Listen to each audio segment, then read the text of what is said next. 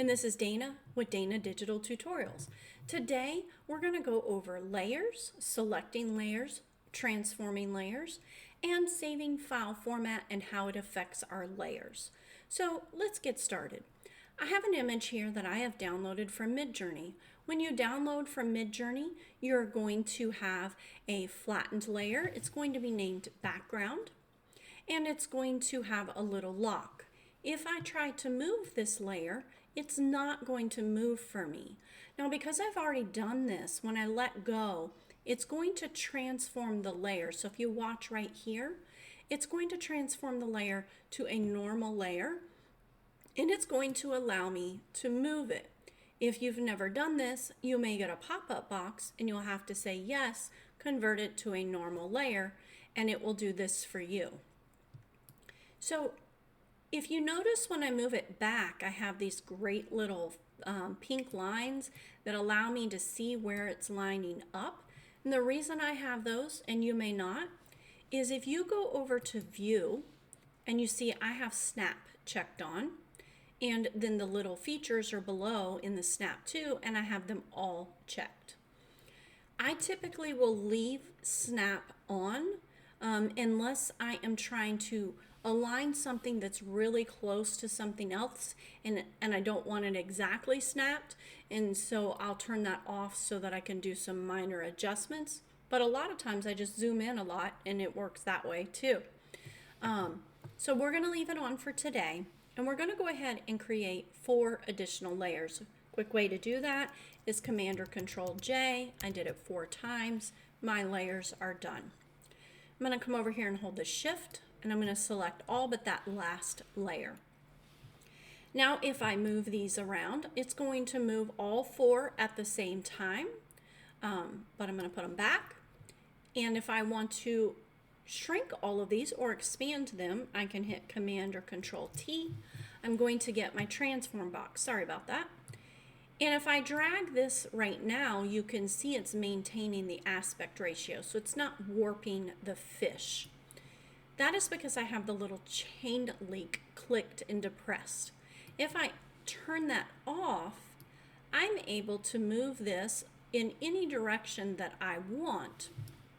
Why would that be helpful? Well, that would be helpful because let's say you're creating a tumbler wrap and your finished dimension sizes should be 2790 by 2460 in the pixels. And your finished image, once you've done all of your upscaling, is actually 3000 pixels wide. Well, it's so close to the 2790. Actually, that's probably a little too far. So let's say it was 2800 pixels. You could get to that 2790 without a lot of warping. If it were 3000, might be a little too much, but you can see how it looks if you go from the 3000 to 2790, but definitely if it's just 2800, you could use this to shrink the width. You can also do that in image size. So let me escape and I'll show you what I mean. If you go to, I'm trying to go to my shortcuts because I use them all the time, but if you go to image size, you have that same little chain link. So if I click that chain link and I change this to 9.3, you can see that it is resizing this area. I already had 72 dpi, so it kept that. And my image went from, what was the size when we started? Let's go look at that. I'm going to use my shortcut key to get back in there.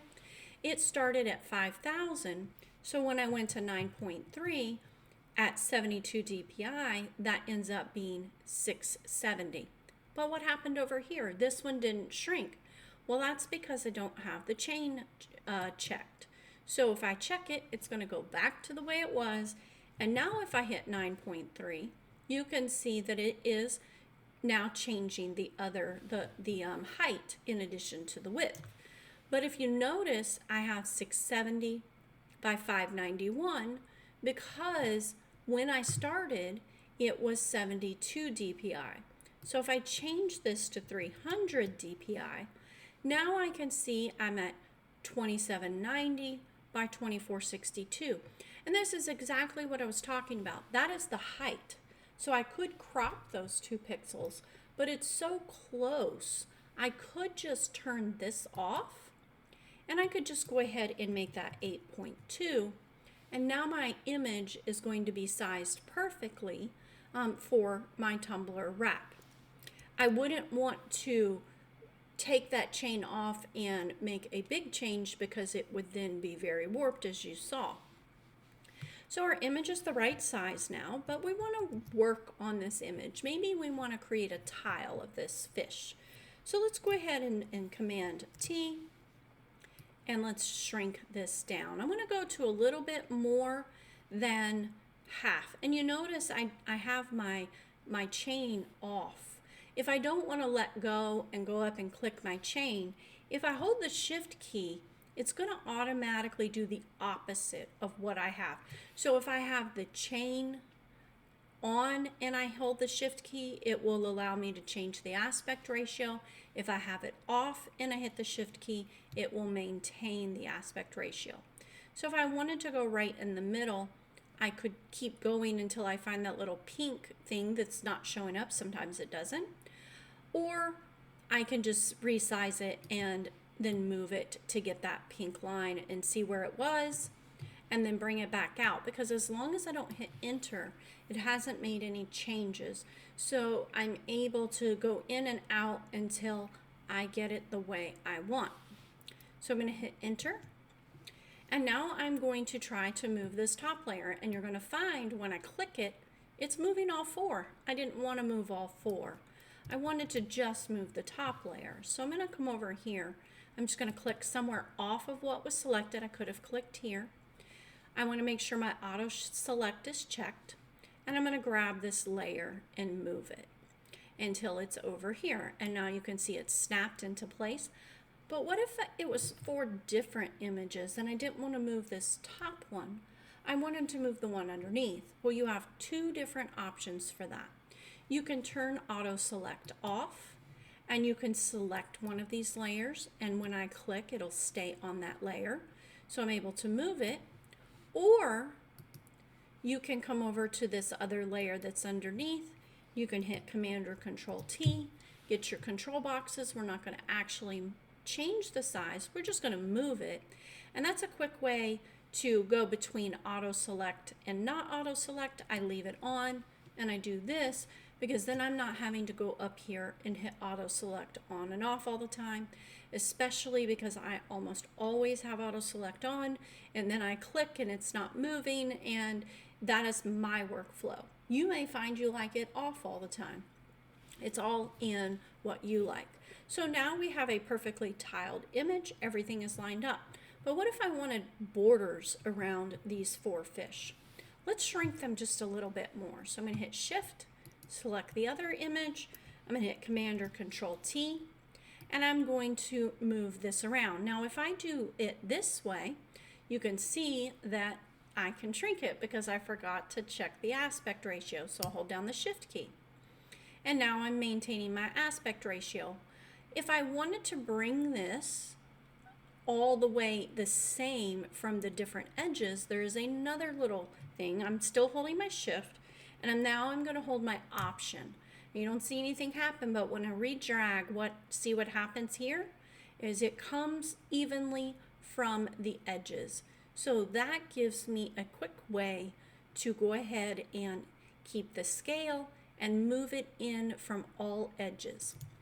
If I did that here, you'll see I've got my Option. It's going to do the bottom and the top, which I don't want to do, and same with here. It can do the sides, and I don't want to do that either. I'm going to leave it here, and I'm going to hit enter. So now that I have my 4 fish and I unselect them and I come up here, I think I want the border to be more right there. Let's hide that under layer. And then because I have snap on, you see it is giving me those even dimensions. Now it's not going to give me the edge over here. It's not going to help me with that. I have to kind of use my eyeballs for that. But I can come over and I can move all of these down, and with that snap tool in place, I'm able to quickly line all of these up. You'll just need to turn it off if you want to make a very small adjustment and it keeps snapping into place. The other benefit of having Snap-on is if you, Snap-on, we're not talking about tools today, we're talking about Photoshop. But if you want to have, let's do these 3 images. And I'm going to shrink them down more, and I want to put 3 in a line. And let me show you the benefit of having this snap tool on. So I've shrunk those, and before I forget, I'm going to go over here and click on that, and I'm just going to turn this on and hit OK because I keep forgetting that it's off. So now if I take this image and I move it over, you can see I can align it, but I can also keep dragging it until I get that. That is evenly spaced, and which is really nice. There's another way to do that. If I had this image, say, over here, I could select all 3 of these. I can be in my Move tool. I can make sure they're aligned. Let me go ahead and move this one. I'm going to undo that. I'm going to move this one, and then I'm going to select all 3. So I'm in my Move tool. I get these nifty little features here, and I can do this, and it's going to align them. And then if I click this, it's going to evenly space them. You can also use these tools over here to do it up and down as well. So we have these nicely laid out, and if I were to save this file as a PNG, what is going to happen is all my layers are going to become one, and all of my hidden layers are going to go away. And let me show you what I mean. So if I do save, because this was a PSD already before I started today, it just saved. If I want to save it as a PNG so that I can sell it to my customer, I'm going to do Command or Control, Shift, and S. You can also find that, let me cancel that, up here in File, Save As. Now, if you just do Save As, you're probably not going to get a lot of options in the drop down that I'll show you in a minute. So you may want to do Save As a Copy. If you don't click Save as a Copy, then when you open and you do Save As, you're not going to get all of these options. I get these options because I've changed my preferences to do the legacy save because that's what I like. But you'll get a box over here that just says, did you mean to save this as a copy? Once you hit Save as a Copy, then you'll get all of your choices here. So if I save this as a PNG and I hit Save, I'm going to replace, no, I don't want to replace my PNGs. So we're going to come over here and just add a 2 for today, and we're going to hit Save. I leave this all the same, just the large, and I hit Save. Now that it's done, I'm going to go over to Open Recent, and that's not there, so I'm going to click Open, and I'm going to open this file after I close this one. Let me close that first, and then we're going to close this one. And if I come over here and I go to File, Open, and I click the PNG, now you can see that all of my layers have become one, but it's not on a flattened background layer. It is how Kittle would usually give you an image, especially if you hit make it transparent. But I can no longer move these individually because they're all one, which is fine when you're delivering to a customer. This is what they want. But if I wanted to maintain the ability to change things around, I would want to save a copy that is either blank or a PSD. PSDs do take up a lot of space on your computer. You almost never need a PSD. It's probably just easier to save a second PNG that is the original large image like we had before, like this one here, and that way you can always go back and make your changes. A lot of times customers will ask for an image that you've put text on and you've thought about the text and they want it without the text. So it's best practice to save an image as a PNG, make any of the changes or the duplicates or the tiles or the text that you want to do, and then save that as a PNG with, say, a B behind it so that you can easily connect those files. So We're back in our PSD and you can see that we have our layers. The same thing would apply if I had a text layer. So if I did text here, and I'm going to make this big for you so that you can see it. Right now, this is on its own layer, and you can see it right here. I can move it around, get into my move tool, which is V, and I can move this around and put it anywhere I want. I can change the order of my layers. So maybe I want it under this big fish here, but I want it on top of these fish. So let me move this. And you can see here that it's actually underneath all, so I would have to organize my layers. So if I come and select these three and I drag it below the text, now you can see that my text is behind this fish and in front of this fish. And until I flatten these layers, I can make all of these changes on individual layers as much as I want. But once I save as a PNG, they are going to be all flattened, and I will no longer be able to make choices. I would have to go through great lengths to remove that word text and get back to my original image.